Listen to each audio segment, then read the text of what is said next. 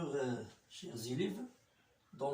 Aujourd'hui je veux expliquer juste un truc concernant le phénomène de surtension dans le circuit RLC forcé terminal sciences maths.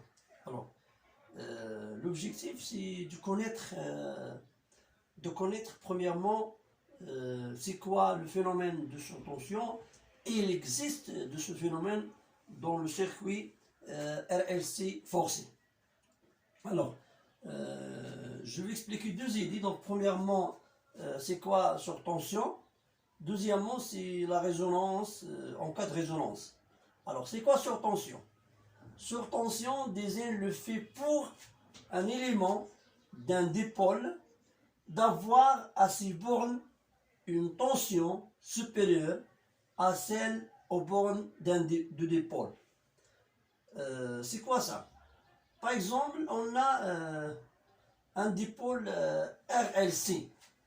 Ça s'appelle dipôle, par exemple, dipôle RLC. Alors, la tension aux bornes de RLC, c'est U. D'accord?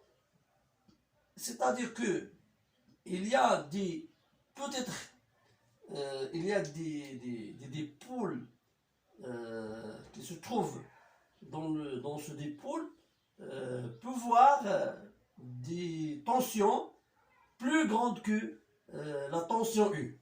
D'accord? Ça, surtension. Par exemple, si on a un dipôle qui contient, par exemple, un dipôle, ça se considère comme un dipôle qui contient trois dipôles.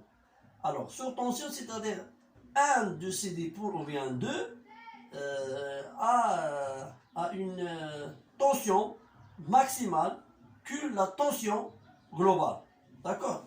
Alors, ça c'est pour le phénomène de surtension. Donc, les choses qu'il faut le savoir, remarquer que en résonance, c'est quoi en résonance? En résonance, c'est-à-dire quand l'intensité efficace du courant électrique est maximale, d'accord? C'est-à-dire sur le cas ou bien l'état où l'intensité I, donc l'intensité efficace I, d'accord, atteint ou bien prend une valeur maximale. Ça, vous savez ça que on est arrivé à cette situation quand la fréquence de l'excitateur, donc la fréquence de l'excitateur, ça il est de fréquence N, et ça de fréquence N0. D'accord. Quand la fréquence N de l'excitateur égale à N0 de résonateur, donc on a le phénomène de résonance. D'accord.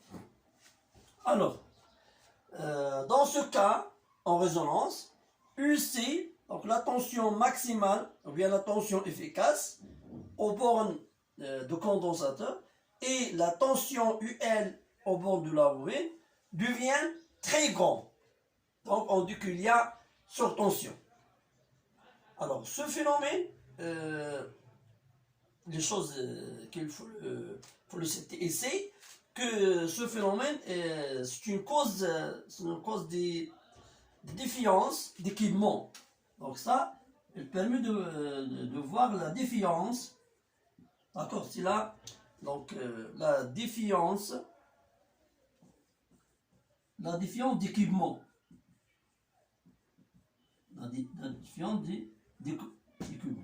Alors, dans ce cas, le facteur de qualité Q, ou bien le facteur de surtension, le facteur de surtension,